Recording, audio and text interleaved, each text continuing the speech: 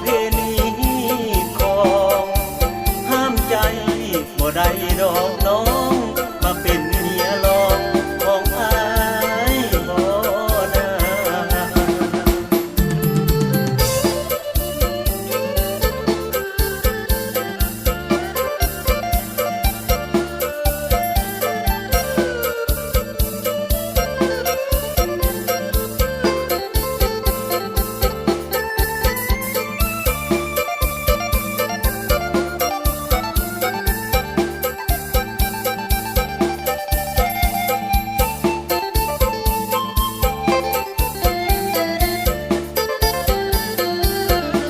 เป็น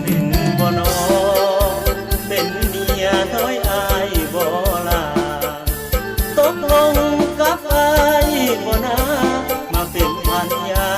อายบ่จอมขวัญเมียหลวงเมียน้อยอายบ่ปล่อยให้น้องเที่หันสองคนอายหักเข้ากันผูกพันเป็นเอื้อยเป็นน้องหัวใจอาย